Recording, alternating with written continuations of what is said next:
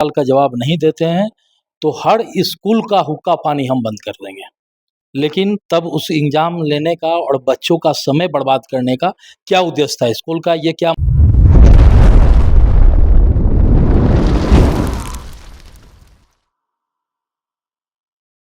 नमस्कार, जोहार। आप देख रहे हैं झारखंड स्वतंत्र खबर। हमारे साथ बातचीत करने के लिए क्रांतिकारी अभिभावक मंच के प्रदेश अध्यक्ष राजेश सिंह हैं। और जिस तरह से लगातार अभिभावकों का बात उठाते रहते हैं, इस बार भी स्कूलों में गर्मी छुट्टी होने के बाद जिस तरह से छुट्टी का जो फीस लिया जा रहा है, उसी पर हम जानते हैं कि इनका क्या प्रतिक्रिया है। देखिए, झारखंड के जितने निजी स्कूल हैं सब अभिभावकों का भया दोहन कर रहे हैं आर्थिक रूप से।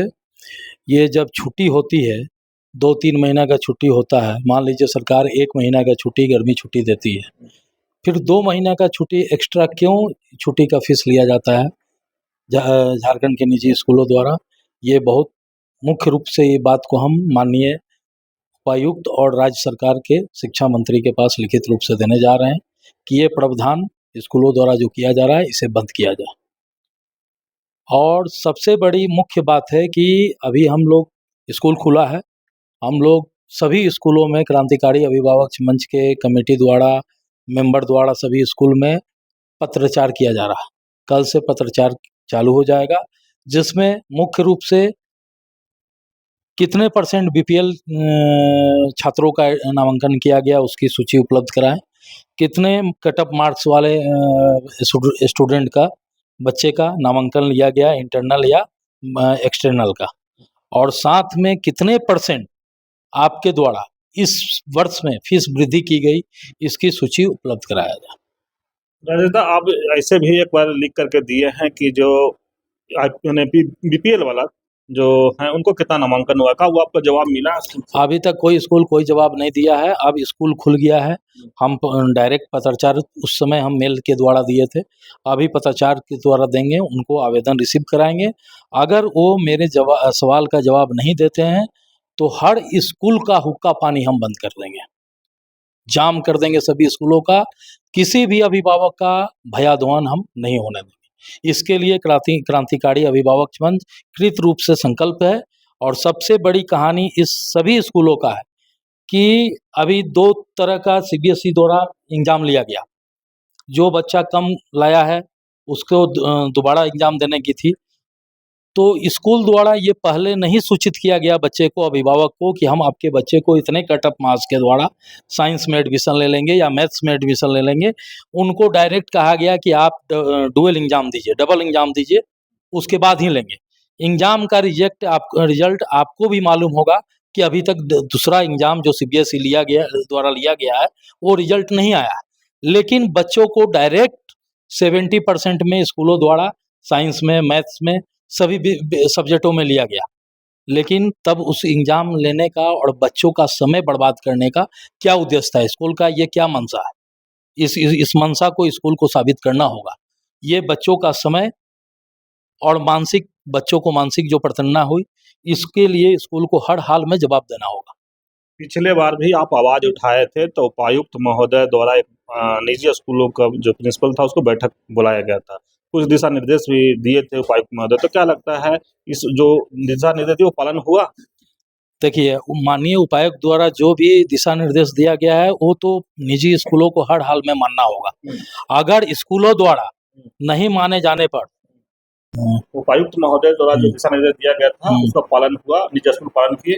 देखिए, माननीय उपायुक्त द्वारा जो भी स्कूल को दिशा निर्देश फीस वृद्धि को वापस करने की दी गई, स्कूलों में ट्रेवल्स को लेके, बस के लेके जो भी आदेश उन्होंने दिया, वो निजी स्कूलों को हर हाल में मानना ही होगा।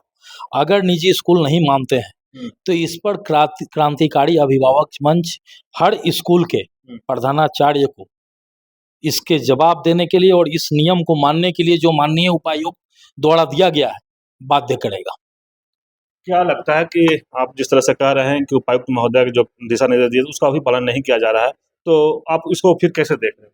देखिए, तो ये तो निजी स्कूल का एक हो गया शिक्षा का व्यवसायीकरण का मानसा चल रहा है, लेकिन वो मानसा झारखंड क्रांतिकारी अभिभावक मंच नहीं चलने देगा। सभी स्कूल को एक पटल बांधना होगा, सरकार के निर्देश को पालन करना होगा, उपायुक्त महोदय के निर्देश को पालन करना होगा।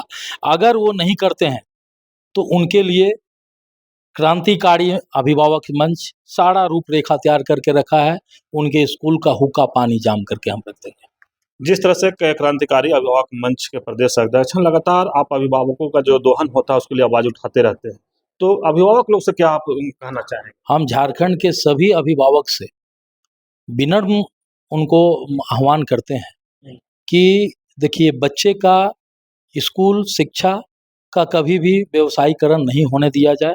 उनको हर गरीब तबके का अभिभावक हो या उच्च तबके का, सबको इस बात का कष्ट है, सबको इस बात के लिए अंदर में दुख है कि हम बच्चे को बिना वजह फीस स्कूल में देकर स्कूलों का मोनोपोली को उनका सहयोग कर रहे हैं। इसको तोड़ना होगा और क्रांतिकारी अभिभावक मंच का साथ देना होगा। क्रांतिकारी अभिभावक मंच हर हाल में हर अभिभावक के साथ है। एक बात और आता है अजयदा कि अगर स्कूल को फीस जमा नहीं किया जाए तो बच्चों को बाहर निकालने का डर होता है, तो अभिभावक लोग डरते हैं कि जब प्रिंसिपल बाहर निकाल देंगे, नाम काट देंगे तो फिर क्या होगा, तो उस पर आप लोग क्या विचार? देखिए, अगर बच्चे को स्कूल के लिए उसके शिक्षा पर अगर कोई भी स्कूल दबाव देकर उसको बाहर निकालता है तो इसके लिए क्रांतिकारी अभिभावक मंच के पास अगर कोई कंप्लेन, कोई आवेदन आता है तो इस पर क्रांतिकारी अभिभावक मंच उस अभिभावक के साथ हर हाल में खड़ा है।